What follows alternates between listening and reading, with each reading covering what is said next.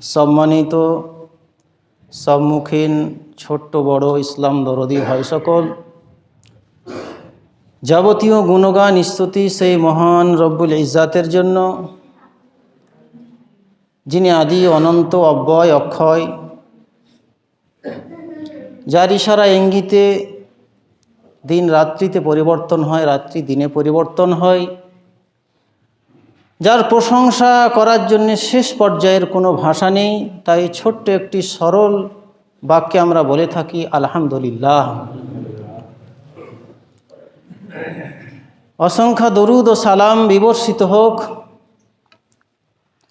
ওই নবীর উপর,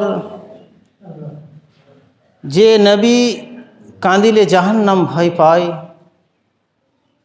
যে নবী হাসিলে জান্নাত সৌন্দর্যতা লাভ করে, যে নবী বসিলে ধরন স্থিরতা লাভ করে, যে নবী দাঁড়ালে আসমান উচ্চতা লাভ করে, যে নবীর মুখের উজ্জ্বলতায় দিন আলো ফিরে পায়, সেই মহামানবের উপরে অসংখ্য শান্তির ধারা বৃষ্টি ন্যায় ঝরঝর করে বিবর্ষিত হোক। আল্লাহুম্মা সাল্লি আলাই, আল্লাহুম্মা বারিক আলাই। পবিত্র জুমার দিন, টাইম খুব সংকীর্ণ, সেই টাইমের দিকে লক্ষ্য রেখে ইনশাআল্লাহুল আজিজ আমি আমার আলোচনা গুটিয়ে নিব। ওমা তৌফিকি ইল্লা বিল্লাহ, সুবহানাকা লা ইলমা লানা ইল্লা মা আল্লামতানা ইন্নাকা আনতাল আলিমুল হাকিম।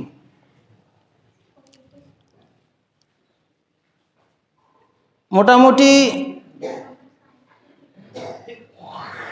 50% মানুষ বুঝেই ফেলেছেন যে মাওলানা সাহেব কি সম্পর্কে আলোচনা করতে যাচ্ছেন।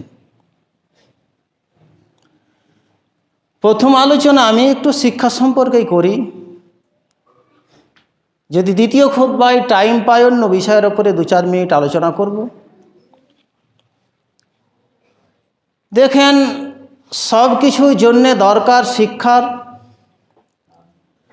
শিক্ষিত ব্যক্তিরা যাবতীয় বিভ্রান্তি ও কুসংস্কার থেকে মুক্তি পেতে পারে। এরাই সমাজকে পথ দেখায়, দেশকে নিয়ন্ত্রণ করে ও সমাজের সমস্ত সমস্যা ঠান্ডা মাথায় সমাধান করতে পারে। এমনকি আল্লাহকে জানতে, তার সৃষ্টির রহস্য উন্মোচন করতে, তার ইবাদত করার জন্যও দরকার এই শিক্ষার। সব মিলে শিক্ষা হচ্ছে সকলের মূল, সব কিছুর মূল। এই জন্যে আল্লাহ তাবারাক তাআলা সবার পূর্বে ওহী অবতীর্ণ করলে শিক্ষা বিষয় সম্পর্কে, ইকরা বিসমি রাব্বিকাল্লাযী খালাক, খালাকাল ইনসানা মিন আলাক, ইকরা ওয়া রাব্বুকাল আকরাম আল্লাযী আল্লামা বিল কলম।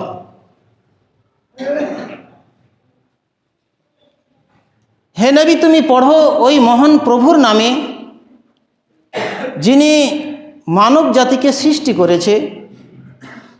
সৃষ্টি করার পর এমনি ছেড়ে দেননি, যিনি মানুষকে কলম দ্বারায় শিক্ষা দিয়েছে, ওই জিনিস যে জিনিস মানুষ জানতো না। শিক্ষার কত মর্যাদা অন্যত্রে আল্লাহ তাবারাক তাআলা বলেন, হাল ইয়াস্তাবিল্লাযী ইয়ালামুনা ওয়াল্লাযীনা লা ইয়ালামুন। শিক্ষিত আর অশিক্ষিত কি সমান হতে পারে?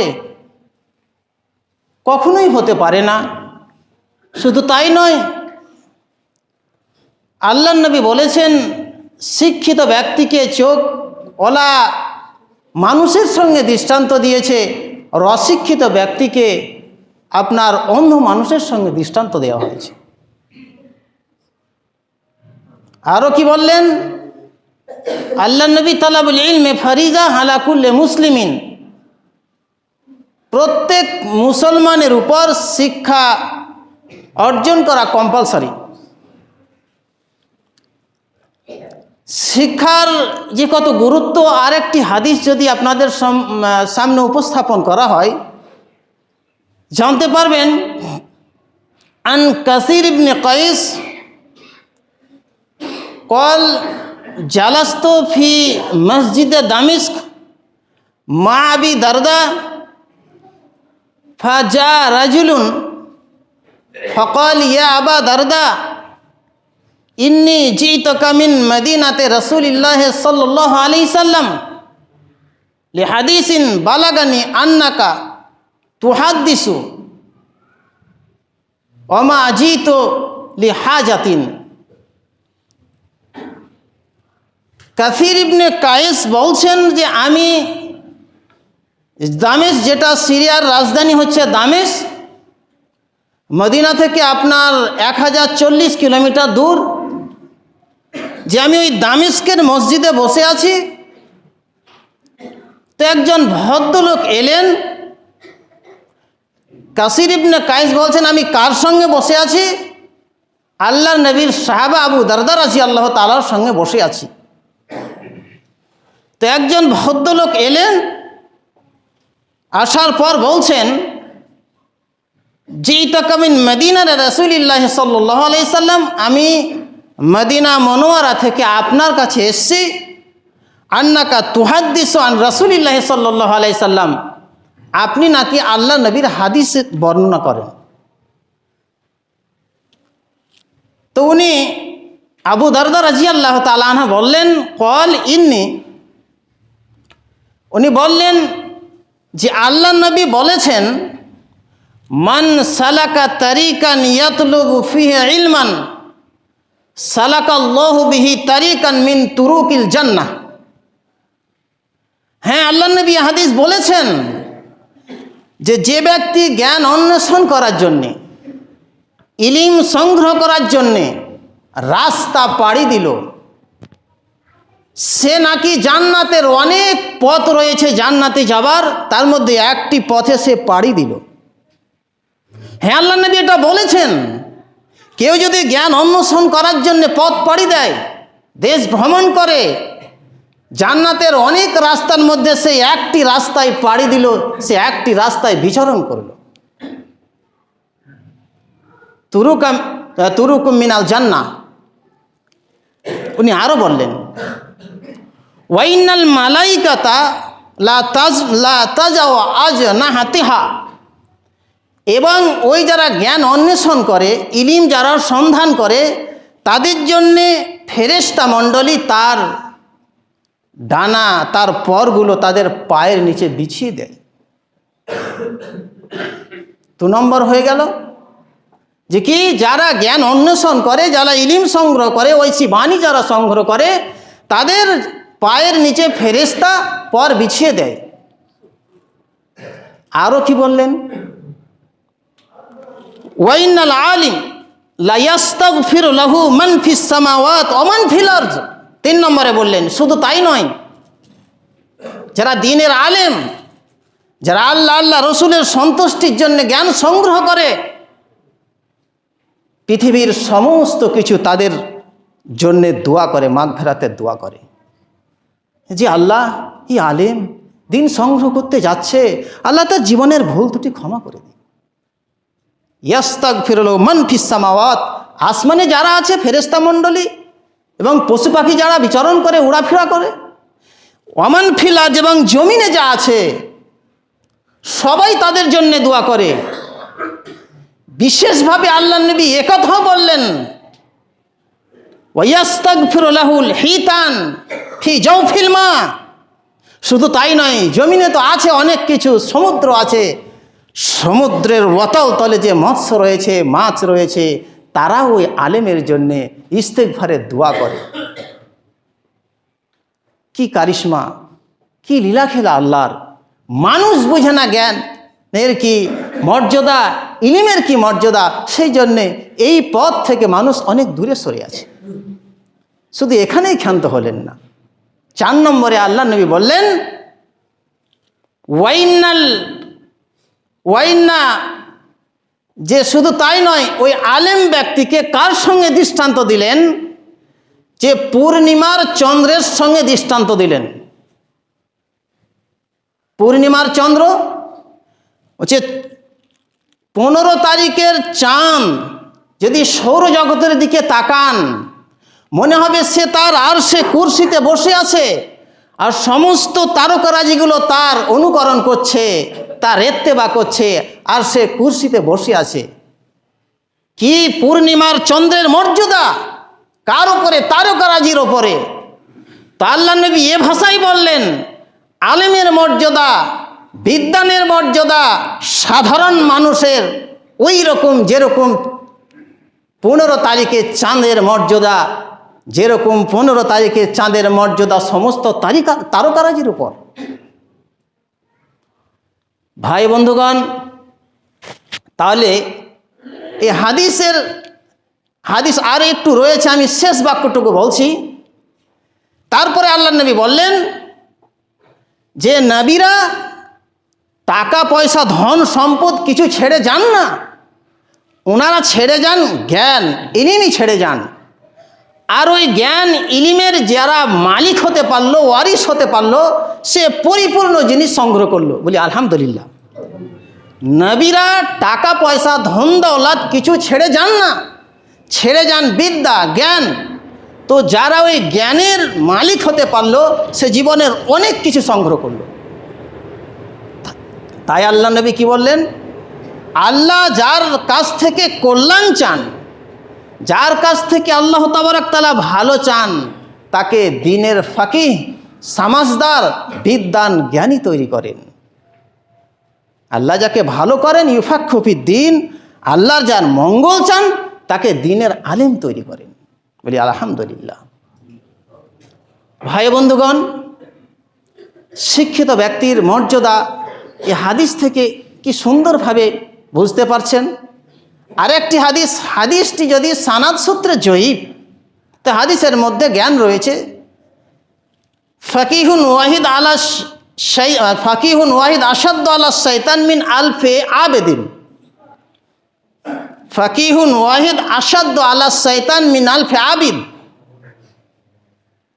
যে শয়তানের উপর ভারী একজন বিদ্বান কত, 1000 আবেদ সাধারণ মানুষকে পদচ্যুত করতে শয়তানকে যত কঠিন মনে হয় না, একজন আলেমকে পদচ্যুত করতে অতটাই কঠিন, তার চেয়েও বেশি কঠিন। আর সাধারণ মানুষকে শয়তান নিমিষের মধ্যে ভুলিয়ে তাকে রবের অভিশপ্ত বান্দায় পরিণত করতে পারে। সাধারণ মানুষ কিন্তু একজন আলেমকে, একজন বিদ্বানকে, একজন জ্ঞানীকে চটপট পারবে না। অর্থাৎ 1000 মানুষকে পদচ্যুত করতে যত টাইম, যত কষ্ট শয়তানের হয়, একজন আলেমকে পদচ্যুত করতে অতটাই কষ্ট হয়। হাদিসটি যদিও জয়ীফ, শিক্ষা রয়েছে। শয়তান নিমিষের মধ্যে সাধারণ মানুষকে রবের অভিশপ্ত বান্দায় পরিণত করতে পারে। ভাই বন্ধুগণ, যুগ যুগ ধরে এই দেশে অশিক্ষিত, অসহায়, গরিব মানুষদের শোষণ ও শাসন করতে থাকে, কিন্তু আমরা টের পাই না। টের পেলেও আমরা বোঝার চেষ্টা করি না। একটাই অভাব, আমরা রবের প্রথম নির্দেশ আমরা পালন করিনি, অর্থাৎ ইকরা বিস্মি রব্বিকাল্লাযী খলাক, খলাকাল ইনসানা মিন আলাক, এই আয়াতকে আমরা বাস্তবে রূপ দিতে পারিনি। আমরাই ছিলাম বিশ্বের সেরা শিক্ষিত জাতি। প্রত্যেকেই যাতে শিক্ষা অর্জন করতে পারে, সেই জন্যে মুসলিম শাসকরা অবিস্মরণীয় ভূমিকা পালন করে এসেছিলেন। বাগদাদ ছিল সে যুগের আন্তর্জাতিক শিক্ষা কেন্দ্র। পৃথিবীর প্রতি প্রান্তর থেকে দলের দলের মানুষ ছুটে যেতেন ওই বাগদাদে জ্ঞান অর্জন করার জন্যে। আজকে যেমন মানুষ যায় ব্রিটেন, আমেরিকা, ফ্রান্স ইত্যাদি, ফলে তৈরি হয়েছিল আমাদের মধ্যে হাজারো বৈজ্ঞানিক, সাহিত্যিক, দার্শনিক, ঐতিহাসিক তথা সমস্ত শাস্ত্রের পণ্ডিতগণ আমাদের মধ্যে বিদ্যমান ছিল। দু একজনের নাম না বললে মনে হচ্ছে আমার বক্তব্য সম্পূর্ণ। ইবনে সিনা, ওমর খাইয়ুম, ইবনে তাইমিয়া, আল জাবির, আল বেরুনির মতো মহাপণ্ডিতদের কাছে বিশ্ব এখনো পর্যন্ত ঋণী হয়ে আছে। আজ এক শ্রেণীর মানুষ বলছে, বিভিন্ন চক্রান্তের মাধ্যম দিকে ডিভোটার করতে চাইছে, এনআরসি করতে চাইছে, আমাদের যে সব জিনিস আমরা আবিষ্কার করেছিলাম সেই সব জিনিস ফেরত দাও। মুসলিমদেরকে ঘৃণা লাগে, তাদের আবিষ্কৃত জিনিস ব্যবহার করতে ঘৃণা লাগে না, না বললে চলে না। ভাই বন্ধুগণ, আজ মানুষ যে মুখের ভাব প্রকাশ করে বাক্যের মাধ্যমে। অনেক মানুষ আছে যারা বোবা, তারা তাদের মনের ভাব প্রকাশ করে লিখনের মাধ্যমে। এই কলম যার আবিষ্কারক কারা? আমরা। ভাই বন্ধুগণ, আলজেব্রার আবিষ্কারক কারা? আমরা। এই যে পেনশন চালু কে করেছিলেন? হজরত উমর রাদিয়াল্লাহু তাআলা আনহু করেছিলেন, তারও আবিষ্কারক হচ্ছে আমরা। দেশের মানচিত্র আবিষ্কারক কারা? আমরা। মানুষ তো বন মানুষের মতো মাংসকে পুড়িয়ে খেত, আদা রসুন পেঁয়াজের ব্যবহার জানতো না। কে শিক্ষা দিয়েছিল? এই মৌলবি আলেম মোল্লারাই শিক্ষা দিয়েছিল। শিক্ষা ও সংস্কৃতির উদ্ভাবক আমরাই ছিলাম। আমরাই যেটা আবিষ্কার করতাম, বিশ্ব সেটা বরণ করে নিত। সাহিত্য সংস্কারক, সাহিত্যের উদ্ভাবক আমরাই ছিলাম। 1500 বৎসরের কম সময়ের মধ্যে মুসলিমদের যে উত্থান ঘটেছিল, ইতিহাস আজ পর্যন্ত দেখাতে পারেনি। তবে ভুলে গেলে চলবে না, মুসলিমরা চোখ ধাঁধানো উন্নত করতে পেরেছিলেন কেবলমাত্র ওই আল্লাহর প্রথম নির্দেশকে মেনে, অর্থাৎ ইকরা বিসমি রব্বিকাল্লাযী খলাক, খলাকাল ইনসানা মিন আলাক, ইকরা রব্বুকাল আকরাম আল্লাযী আল্লামা বিল কালাম। ভাই বন্ধুগণ, প্রসঙ্গত জানা দরকার যে আমেরিকা একদিন ফরাসি ইউরোপীদের হাতে বন্দী ছিল। এই আমেরিকা দেশটিকে কলম্বাস মুসলিমদের সহযোগিতা নিয়ে আবিষ্কার করেন। এই আমেরিকা যতদিন শিক্ষা সংস্কৃতির কাঙ্গাল ছিল, ততদিন তারা দাসত্বের জিঞ্জিরে আবদ্ধ ছিল। শিক্ষার আলোতে আলোকিত হয়ে তাদের এই বন্দি দশা কেটেছে। শিক্ষায় পারে বিপ্লব ঘটাতে। আজ সারা বিশ্বে মুসলিমরা গোলামির জীবনযাপন করছে। কম বেশি ইসলামী রাষ্ট্র, ইসলামী দেশ 60 থেকে 62টি, ধন ও সম্পদের প্রাচুর্য এবং বিশ্বে মুসলিম সংখ্যায় দ্বিতীয়তম জাতি হওয়া সত্ত্বেও মাথা উঁচু করে দাঁড়ানো সম্ভব হচ্ছে না। এই মাতৃভূমি ভারতবর্ষকে আমরা 100 নয় 200 নয় 1000 বৎসর শাসন করেছি, শোষণ করিনি। তবে আমরা আজ দাসত্বের এমন গহ্বরে নিমজ্জিত হয়েছি, মনে হচ্ছে না যে এদেশের কোনো একদিন আমরা মালিক ছিলাম। তাই এই মুসলিম জাতির লাঞ্ছনা বঞ্চনা সম্পর্কে আল্লাহ তাবারক তাআলা জনগম্ভীর স্বরে বললেন, আফাতুমিনুনা বিবাযিল কিতাবি ওয়া তাকফুরুনা বিবায ফামা জাযাউ মান ইয়াফআলু যালিকা মিনকুম ইল্লা খিজুন ফিল হায়াতিদ দুনিয়া ওয়া ইয়াউমাল কিয়ামাতি ইউরাদ্দুনা ইলা আশাদ্দিল আযাব। তোমরা কি এই কোরআনের কিতাবের কিছু অংশের প্রতি বিশ্বাস করো? কিছু অংশকে তোমরা অস্বীকার করছো? তবে শোনো, তোমাদের মধ্যে যারা এমনটি করে তাদের পার্থিব জগতে লাঞ্ছনা বঞ্চনার তাদেরকে শিকার হতে হবে। কিয়ামতের দিন কঠিন ও ভীষণ আযাবের দিকে তাদেরকে ঠেলে দেওয়া হবে। ভাই বন্ধুগণ, কোরআনে কি আছে? কোরআন আমাদের কাছে কি চাইছে? একমাত্র এটা শিক্ষার দ্বারাতেই জানা সম্ভব। যদি আমরা জানতে না পারি, তাহলে আমাদের ঈমান ও আমলটা হবে কোথা থেকে? তাই আমি বলি, কোরআনের প্রথম নির্দেশকে মেনেই আমরা পূর্ণাঙ্গ মুমিন হতে পারবো। প্রথম নির্দেশ কি? ইকরা বিসমি রব্বিকাল্লাযী খলাক, খলাকাল ইনসানা মিন আলাক, ইকরা রব্বুকাল আকরাম আল্লাযী আল্লামা বিল কালাম। ভাই বন্ধুগণ, টাইম শেষের দিকে। ভারতের অমুসলিমরা মুসলিমদের অধীনে ছিল। বিশেষ করে ইংরেজ জামানায় তারা শিক্ষায় এগিয়ে যায়। ক্রমশ তাদের চেতনা বাড়ে, চেতনা তাদের এনে দেয় বিপ্লব। ফলে আজকে হতে পেরেছে তারা ভারতবর্ষের মালিক, আর আমরা তাদের অধীনে। ভারতবর্ষে মুসলিমরা শিক্ষায় পিছিয়ে পড়ার 2-1টি কারণ দেখায়। তার মধ্যে মুসলিমদের জন্য উচ্চ শিক্ষায় সুযোগ সুবিধা খুব অল্প। আরও বলে থাকি আমরা যে অন্য জাতিরা, অন্যরা শিক্ষিত হয়ে কোনো কাজ পায়, কিন্তু কোনো চাকরি পায়, কিন্তু আমরা পাই না। এটা ইসলামের কাছে এই কারণগুলো কিন্তু গ্রহণীয় নয়, বরণীয় নয়।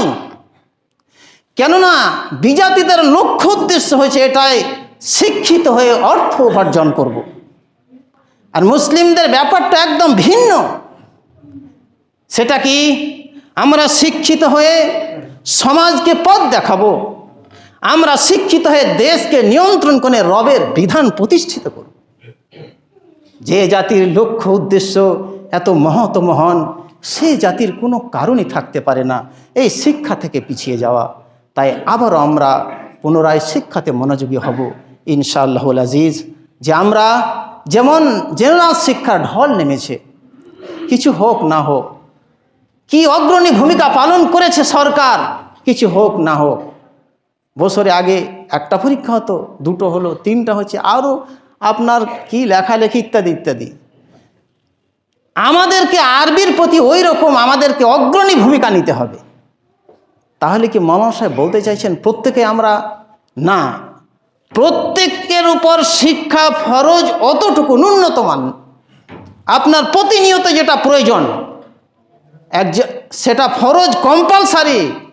একজন মানুষ সে বলছে তার মধ্যে শিক্ষা নাই, সেই জন্য এই প্রশ্ন বলছে আমি বাতকর্ম করলাম পুনরায় যে আমাকে উজু করতে হবে, তা এটা কেন?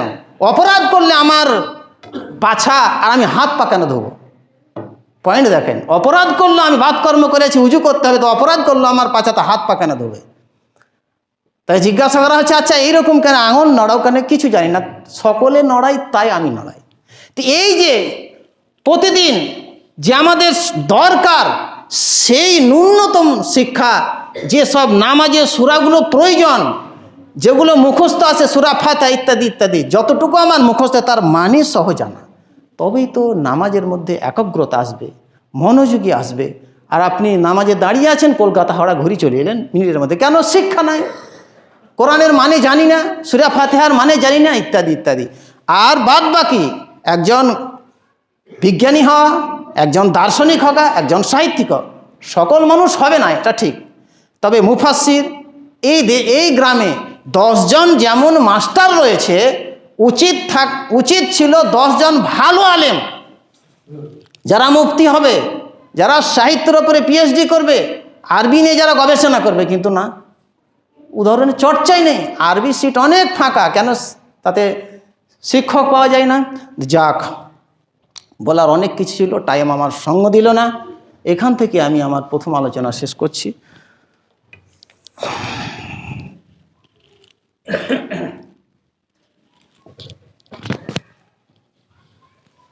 হামিদা ওয়া মুসাল্লিয়ান আম্মা বা'দ, ফাউযু বিল্লাহি মিনাশ শাইতানির রাজীম, বিসমিল্লাহির রহমানির রহিম। আন আবি হুরায়রা রাদিয়াল্লাহু তাআলা আনহু ক্বাল ক্বালা রাসূলুল্লাহ সাল্লাল্লাহু আলাইহি সাল্লাম মান আতা মালান ফালাম ইউআদ্দি যাকাতাহু মুসতিলা লাহু ইয়াউমাল কিয়ামাহ সুজাআন আকরা লাহু জাবিবাতান ইলা আখিরিল হাদিস। প্রথম খুতবাতের যে আলোচনা ছিল তা থেকে বিষয়বস্তু ভিন্ন, যার টাইম একদম নাই, 2 মিনিট কিংবা 1.5 মিনিট টাইম আছে। টাইম শেষ হয়ে গেছে, আপনাদের 3:30 শেষ, মনে কিছু নেবেন না। আমি আপনাদের কাছে 1.5 থেকে 2 মিনিট চেয়ে নিলাম, 35 শেষ করে দেবো। তো যেটা হচ্ছে যে আমার পরিচয়টা আগে দেই, যে আমার বাড়ি হচ্ছে ভগলদিঘি, আমি লোহাপুর মাদ্রাসার শিক্ষক, 12 বছর ধরে আছি। এখন মাদ্রাসাতে চাঁদা কালেকশানের জন্য ছুটি আছে, তো আপনাদের এখানে আমি এসেছি চাঁদা করার জন্যে।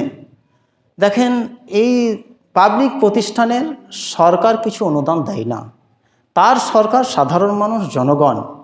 এইভাবে আপনাদের দাঁড়ে দাঁড়ে এসে মাদ্রাসাগুলো টিকে আছে, আর আপনারা পূর্ণ সহযোগিতা করবেন এবং মুক্ত হস্তে দান করবেন। দেখেন, এই মাদ্রাসা, মসজিদ এই গোটা ভারতবর্ষের বুকে একটা প্রতিকূল রূপে আছে, অনুকূলে নেই। বিজাতিরা চাইছে, অন্য অন্য ধর্মের মানুষ চাইছে যে এই মাদ্রাসা মসজিদ শেষ হয়ে যাক। উত্তরপ্রদেশ